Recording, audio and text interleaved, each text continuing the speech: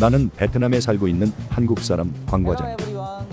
오늘도 회사에서 뺑이 치며 오전 내내 정신없이 일을 하다 보니 벌써 점심시간이 되었다.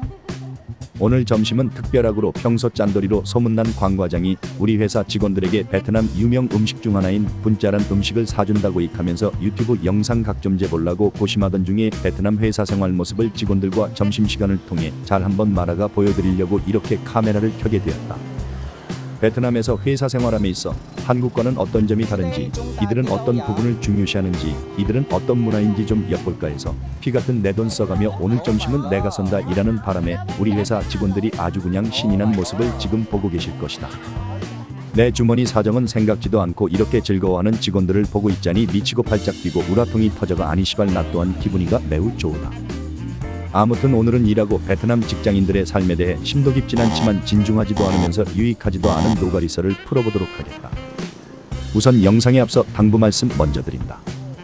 내 개인적으로 베트남에서 18년 동안 생활함에 있어 정말 불화를 탁치게 하는 명언이 하나 있는 게 베트남에선 전부 그렇지도 않고 전부 아니지도 않다 라는 말이 있다.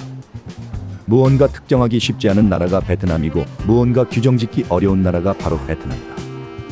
그러니 오늘 광과장이 풀어놓은 노가리설은 어디까지나 광과장이 그동안 경험에서 우러나온 광과장만의 생각을 이야기하는 것이지 베트남 사람 모두 이렇다, 베트남 사람 모두 그렇지 않다 이런 건 절대 아니다. 단지 베트남에서 사회생활 하신다면 이런 부분도 겪을 수 있으니 이 정도는 계산하시고 생활하시라고 참고사항 정도로 생각하시면 정신건강에 이로울 것이다. 혹시나 이 영상 보시는 분들 중에 광과장 니가 뭐라라 익하시며 댓글 테러 하는 분이 계시다면 감사합니다.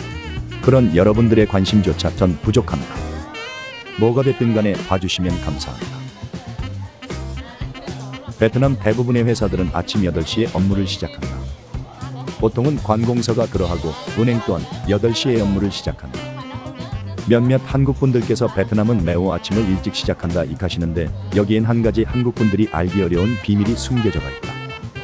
그렇다고 뭐 오늘 점심 뭐 먹지 같은 일생 최대 난제 같은 그런 비밀은 아니고 베트남에서 아침을 일찍 시작하는 사람들을 자세히 보고 있자면 생각보다 어른들과 함께하는 아이들이 참 많다는 생각이 들 것이다. 베트남에서는 아이들이 잘 걸어다니질 않는다. 이런 어린 놈의 새끼들이 버릇없고로 벌써부터 걷기를 싫어한다고 생각하실 수도 있지만 그건 정말 베트남을 잘 모르는 분들이 하는 말이다. 베트남에서 걸어다니기란 절대 쉬운 일이 아니다. 더운 것도 물론이거니와 베트남은 인도가 개판이다. 아니 저기 여기서 광과장이 말하는 건 나마스테 발리우드 커리의 나라 인도가 아니라 사람이 다니는 길 베트남은 인도가 정말 개판인 곳이 말이다. 그러다 보니 그런 위험천만한 길거리를 얼라들이 걸어다닌다고 생각해봐라. 보고 있자면 모르긴 몰라도 애기들 키우는 부모들이라면 정말 똥줄 탈 것이다. 때문에 베트남 엄마 아빠들은 그런 애기들 등교시키고 출근하는 경우가 많아 베트남 학교 대부분은 등교시간이 7시까지인 곳이 많다. 먹고 살려면 어쩌겠는가? 애기들 어여 시키고 밥 먹이고 등교시키고 회사 출근하고 때문에 보통의 회사 출근 시간이 8시인 곳이 많다. 그렇게 출근을 시작해서 빡시게 일하고 난 다음 보통의 회사들은 오후 5시쯤 퇴근을 한다. 이건 노동법에도 나와 있는 규정인데 주 40시간 근무가 베트남 노동법 원칙이다. 그래서 아침 8시에 출근했다 치면 한 4시간가량 어찌저찌 일하고 중간에 멍도 좀 때리다가 점심시간 1시간 밥 먹고 낮잠 때리고 다시 4시간 어찌저찌 일하고 5시쯤 퇴근합니다. 몇몇 한국분들께서 베트남 노동법이 회사 입장에서 불리하게 되어 있을 거라 생각하시는 분들이 많은데 절대 그렇지 않다. 베트남 노동법이 생각보단 합리적으로 되어 있다. 노동법이라 익혀가지고 노동자 편 들어주는 그딴 법인 줄들 아시는데 광과장이 보기엔 너무 노동자에게 치우치지도 않았고 기업에게 절대 불리하지 않게 짜여져 있다. 베트남 노동법의 자세한 내용을 알고 싶다 익하시면 인터넷인가 뭐 식갱이인가에 매우 자세하게 나와 있고 개나서는 못 찾아볼지언정 사람이라면 누구나 쉽게 찾아볼 수 있고 요즘 챗 GPT인가 구글 제미나이인가 AI 놈들에게 물어보면 간략하게 요약 정리해준다. 그러니 관심 있으신 분들은 시간 내서 찾아보시길 추천합니다. 그리고 출퇴근 시간 말이 나와가 잠깐 설명드리자면 베트남에선 출퇴근 시간이 정말 지옥을 방불케 한다. 특히 호치민 같은 대도시는 대부분의 노동자들이 길거리로 쏟아지는 시간이 바로 출퇴근 시간이기 때문에 교통 트래픽이 정말 오매오매 아흐 말해 뭐하겠는가. 이건 정말 겪어봐야 한다.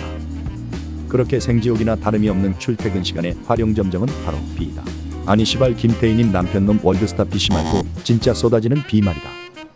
차는 막혀가 오도 가도 못하지. 비는 또 오지게 내리지. 관 과장도 처음에는 이것이 낭만이다 익하며 쏟아지는 비를 온몸으로 맞이했었는데 한두 번 신발 양말은 물론이고 팬티에 콘돔까지 접고 나서야 비로소 큰 깨달음을 느끼곤 바로 갓길에 오토바이 세워놓고 잽싸게 판초 우이 꺼내가 뒤집어 쓰곤 한다. 또 일하고 비오는 날 혹시나 자동차 안에서 쏟아지는 비와 함께 그렇게 갓길로 모세의 기적처럼 갈라지는 오토바이 행렬을 보고 있자면 저절로 떠나간 옛사랑의 가슴 아픈 추억이 주마등처럼 스쳐 지나가곤 한다. 영심아, 잘 있니? 난 죽지 못해 살고 있단다. 그치만 난 절대적으로 우리 마누라밖에 없고 마누라만 생각할 뿐이며 마누라만 사랑한다. 아니 그냥 시발 제발 그렇다고 치자. 난 원래부터 자기밖에 없는 거 알지? 나도 자기 사랑해. 아무튼 일하고 또 옛사랑의 추억과 함께 죽을 뻔한 고비를 간신히 넘긴 관 과장을 뒤로하고 계속 이야기를 이어나가자면 베트남에서 18년 동안 굴러먹은 관 과장에게 있어서도 베트남 출근 시간만큼은 정말 적응 안 되는 부분 중 하나이다.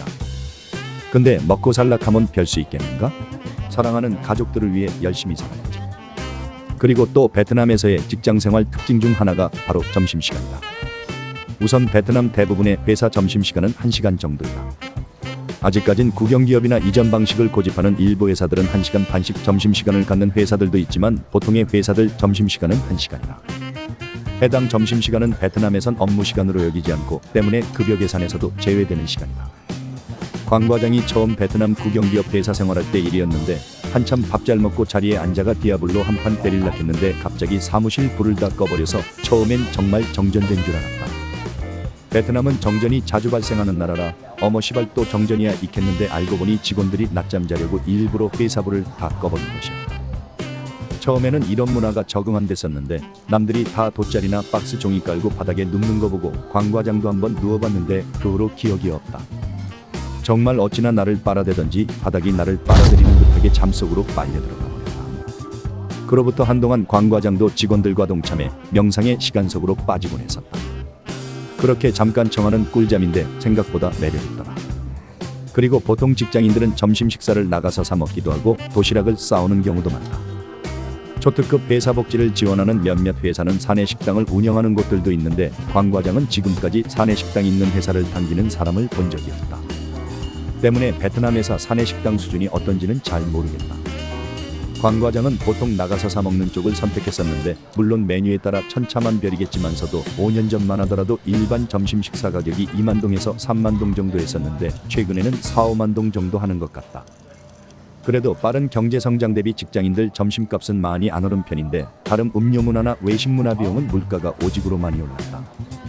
직장인들이 주로 많이 찾는 메뉴는 껌땀이라고 하는 음식인데 그냥 밥에다가 여러 가지 반찬 중 자기가 원하는 반찬 한 종류 또는 두 종류 정도 시켜서 먹는 것이 일반적이고 회사 근처 반간집이 맛있으면 반간 때리 묻고 쌀국수집이 유명하면 쌀국수 때리 묻고 분보후에 맛집이 있으면 분보후에 때리 묻고 이처럼 고정된 점심 식사가 존재하는 건 아니라서 그냥 다양하게 먹곤 한다.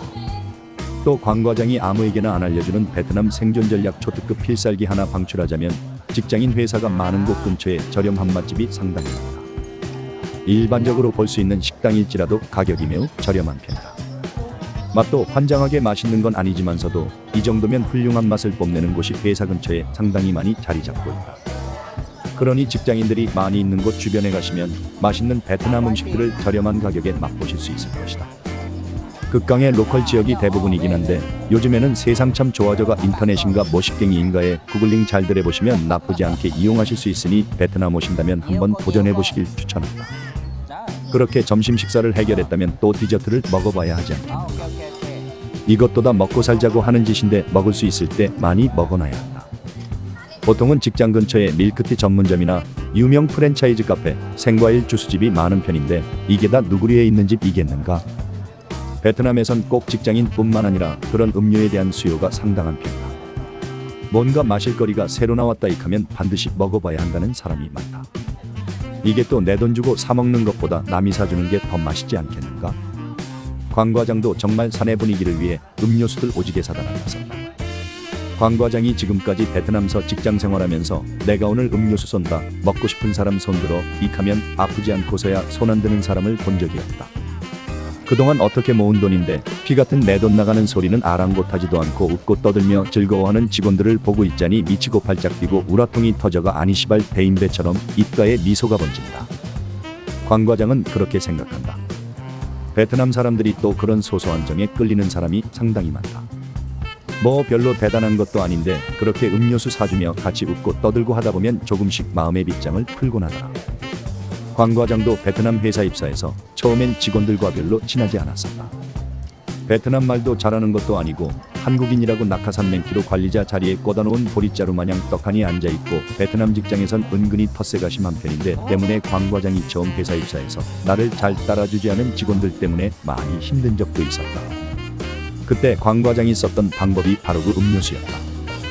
정말 거짓말 아니고 음료수 사준 숫자와 비례해 직원들과 친해지기 시작했다.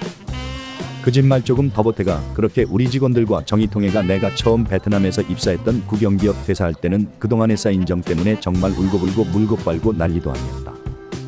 관 과장이 지금까지 겪어본 바로는 베트남 사람들이 그런 감정적인 동요에 상당히 약한 편이다. 그렇다고 일부러 가식적으로 다가가려고 하면 오히려 역효과가 나오고 정말 혼이 담긴 구라 아니 시발 가슴에서 우러나오는 소소한 정으로 베트남 사람들에게 다가가면 그들도 나를 인정하고 그들 편으로 만들더라. 그렇게 음료수 사주면서 잘 못하는 베트남 말이지만 내 나름의 최선을 다해가 농담도 하고 말도 좀 걸어보고 오며 가며 인사하고 내 개인적인 부분도 좀 보여주고 그렇게 정말 마음에서 우러나오는 행동으로 접근하면 차츰 눈에 띄게 그들과 친해질 수 있다. 혹시나 지금 이 영상 보시는 분 중에 그렇게 베트남 생활하면서 아직 베트남 사람들과 친해지지 못했다고 느끼는 분이 계시다면 정말 작은 거 하나부터 소소하게 한번 다가가 보셔라. 분명 조금씩 좋아지실 것이다. 근데 여기서 한 가지 조심하셔야 할 부분이 바로 그렇게 마음으로 다가가겠다고 하면서 그 선을 넘어버리게 하면 안 된다.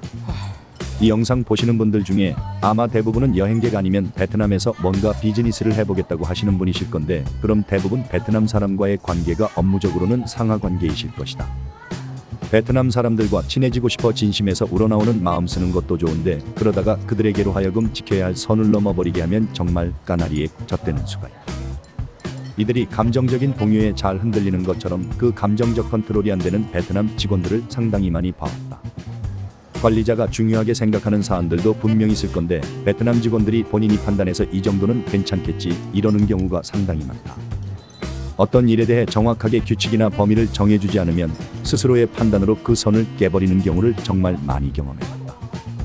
가령 나는 바빠 죽겠는데 특히나 한국 사람들 특성인 빨리빨리를 시전 중인데 직원들은 그렇게 서두르면 될 일도 안 된다고 내가 늦는 게 아니라 저쪽에서 아직 처리를 안 하고 답변을 주지 않았다고 한국 분들이 베트남서 업무 진행 시 우라통 터지게 만드는 일명 뜨뜨 문화가 베트남에 좀 있는데 관 과장이 보기엔 이건 어디까지나 베트남 사람들의 책임 회피 성향에서 나오는 부분이라고 생각된다. 베트남 사람들은 무언가에 책임을 지는 상황을 극도로 꺼려한다. 때문에 어떤 업무 진행 시 내가 처리하지 않는 부분에서 트래픽이 걸리면 그걸 나서서 해결하기보단 해결될 때까지 기다리는 성향이 강하다. 한국 같았으면 전화 수십 통하고 전화 안 되면 직접 찾아가기라도 하고 어떻게 해서든 너 죽고 나 살자 익하며 문제를 해결하려고 하는데 베트남에서 업무 처리 시에는 상대방에게 메일 보내놨어요 일하고 끝난다. 그렇다 보니 베트남에서 회사 생활할 때 직원들과 정으로다가 으쌰으쌰 우리가 남이가 익하는 것도 좋지만 정말 단호할 때는 단호할 줄 알아야 하고 정확한 선은 확실하게 인지시켜주는 것이 중요하다. 처음에가 어렵지 그렇게 정확하게 선을 그어주고 나면 그 다음부턴 업무 처리하기 훨씬 쉬워진다. 한국 상사분들은 결과에 치우친 나머지 조급함에서 나오는 액션들이 베트남 직원들은 과정에 치우친 여유로움으로 발현되는 경우가 많기 때문에 만약 이 영상 보시는 분들 중에 베트남에서 회사 생활을 하고 계시다면 관 과장이 예전에 겪었던 시행착오들 없으시라고 조심스럽게 당부드리고 싶다. 오늘 영상에서의 설명은 어디까지나 관 과장이 그동안 베트남에서 지내오면서 지극히 주관적인 견해로다가 설명드린 부분이라 모두가 그렇다고 단정지으면 반드시 문제가 생길 수도 있다는 충언드리고 싶다. 어디까지나 관 과장이 지금까지 경험한 베트남은 이렇다고 말씀드린 내용이니 혹시나 관 과장과 같은 처지에 계신 분이 있으시다면 아 베트남은 이럴 수도 있구나 익하시며 참고 정도 하시라고 당부드리며 한낱 유튜버의 지난날 투념 정도로 여기시고 다들 즐겁고 슬기로운 베트남 생활 되시라고 기원드린다. 그래도 이런 내용의 영상이 혹시 모를 누군가에겐 도움이 되지 않겠는가? 인생사 모를 일이다.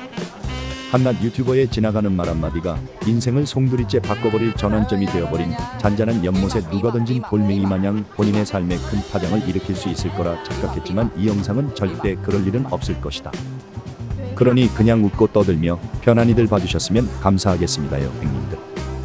오늘 광 과장이 그동안 베트남에서 경험했던 베트남 직장 생활에 대해 노가리썰로다가 풀어보았는데 어떻게 재미지게들 보셨는가 모르겠다. 이 영상 봐주신 모든 분들 좋아요, 구독, 오지게들 박아주시고 오늘도 발기착으로 합궁의 축복이 내리시길 간절히 기도드립니다. 앞으로도 유익하진 않지만서도 더욱 다양한 내용으로다가 다이나믹하며 엘레강스하고로 판타스틱한 내용으로다가 잘 말아서 찾아뵙도록 하겠다. 나는 베트남에 살고 있는 한국 사람 광 과장이다.